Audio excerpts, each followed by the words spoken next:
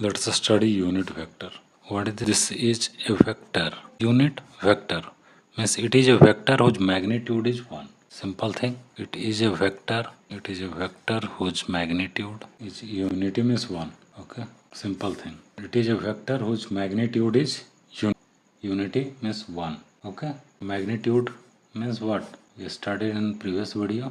It means modulus. We can also write modulus of that vector is 1.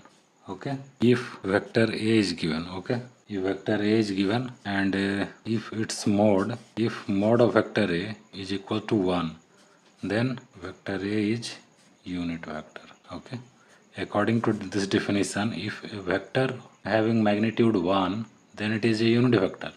It means if the mode mode means magnitude is equal to 1, then the vector a should be unit vector. Okay, this is the definition. It means that this is okay. At first we see representation. How we represent? Representation of unit vector is we represent it by in vectors. What we did arrowhead, but in general vectors. But in unit vector we represent it with cap. One cap is on the upper head. Okay, this is read as cap. So the representation is a cap. We will read it as a cap. It means unit vector a. It means that unit vector a. Okay, now we have a cap.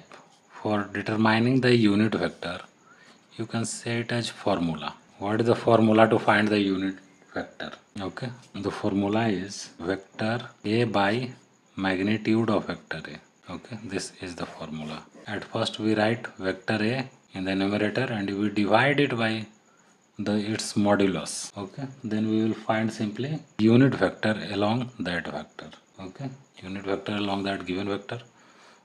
Suppose let's see one example. If vector a is given as 3i cap plus 4j cap, then what is the unit vector along this vector a? A cap will be vector a by mod of vector a. Applying the formula, we'll have this vector a is 3i cap plus 4j cap by mod means under root x square plus y square.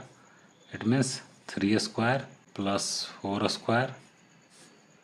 It means 3i cap plus 4j cap, and this will be solved to get 5. It means a cap will be equal to 3i cap by 5 plus 4j cap. This will be the answer. This will be the unit vector along vector a. Okay, applying this formula. Simply we write the original vector in the numerator and we divide it by its modulus. And we know in the previous video we have learned how to find modulus. Okay.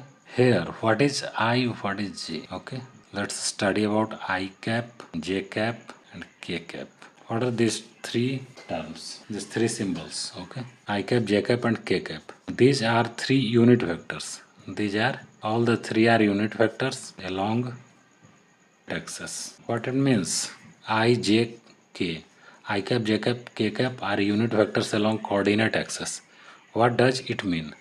It means that let it be x axis, let it be y axis, and let it be somewhere it is z axis. Okay, and then I cap will be along this axis, it will be I cap. Okay, along this axis it will be j cap. Along this axis it will be k cap. That is along x axis it will be I cap is a unit vector along x axis, j cap is a unit vector along along y axis, and k cap is a unit vector along z axis. Okay, and here we see x axis is perpendicular with y axis is perpendicular with z axis is perpendicular with x axis. All the three are mutually perpendicular to each other. Okay, so all are mutually perpendicular. Okay, all are mutually perpendicular means angle between any of two of them, any two of them will be 90 degree.